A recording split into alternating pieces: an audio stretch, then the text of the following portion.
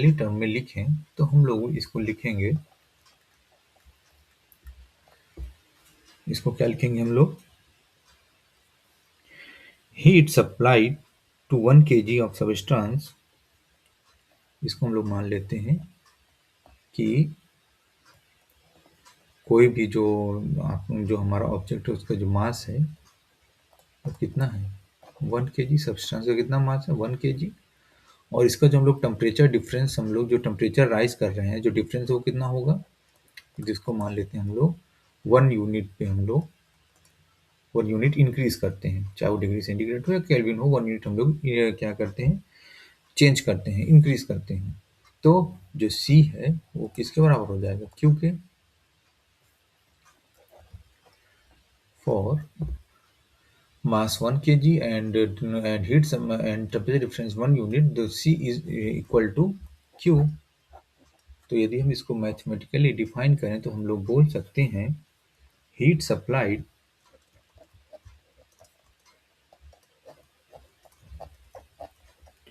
heat supplied to 1 kg heat supplied to 1 kg of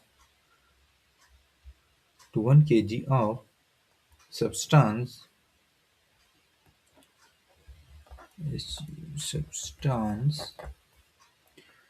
to rise its temperature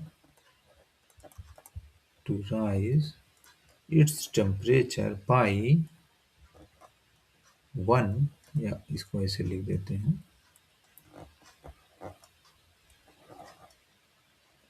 इसको लिखते हैं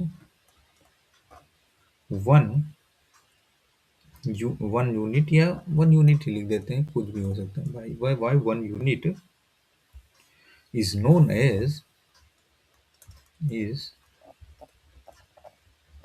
as specific heat. ठीक, ये हो गया मैथमेटिकली। यदि हम लोग इसी को फिजिकल, इसका सिग्निफिकेंस जानना चाहें तो फिजिकल सिग्निफिकेंस क्या होता है, इसको कैसे लिखेंगे। फिजिकल सिग्निफिकेंस जानने के लिए हम लोग एक और एग्जांपल लेते हैं। Let us take an object similar. ठीक, इसका भी मास कितना है, 1 kg।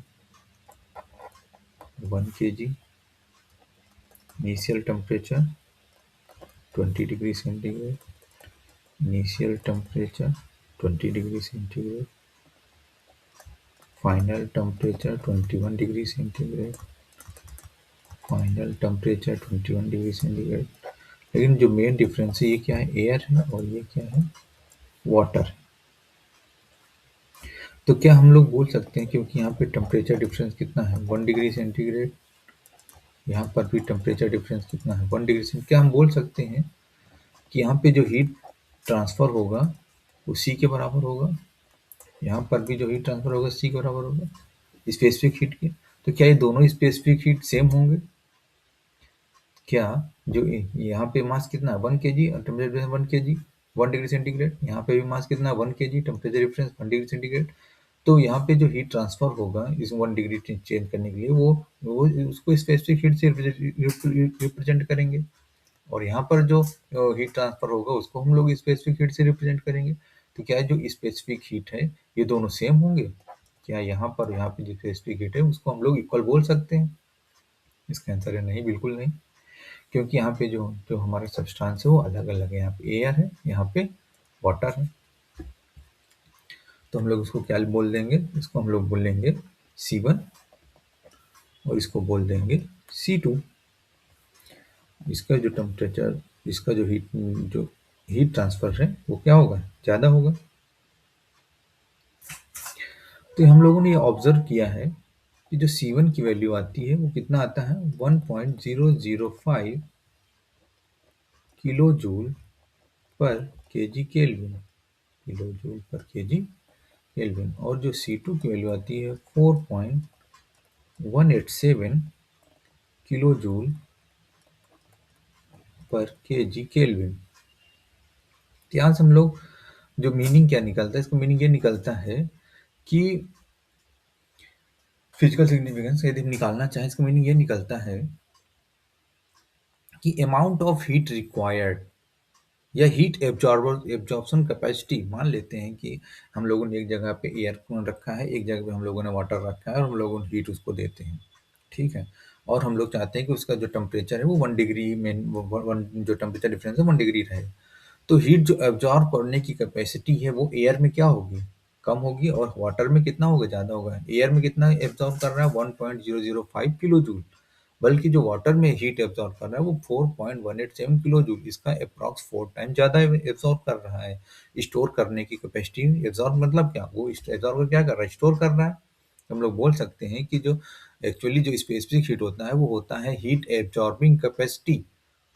किसी भी सब्सटेंस की जो हीट एब्जॉर्बिंग कैपेसिटी है उसको हम लोग किससे रिप्रेजेंट करते हैं, स्पेसिफिक हीट से रिप्रेजेंट करते हैं। तो हम लोग इसको बोल सकते हैं, स्पेसिफिक हीट को यदि हम फिजिकल मीनिंग निकाल लें तो हम लोग बोल सकते हैं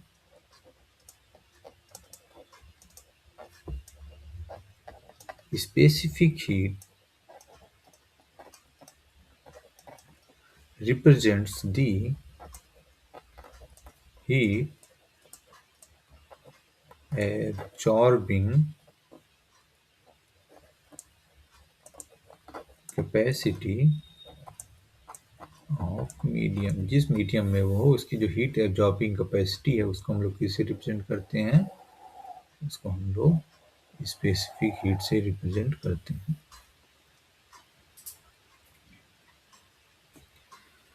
तो ये स्पेसिफिक हीट हो गया। अब यदि हम लोग इसको फर्दर एक्सप्लेन करें, स्पेसिफिक हीट क्या सॉलिड के लिए, लिक्विड के लिए, गैस के लिए, क्या सबके लिए अलग अलग होता है या अलग अलग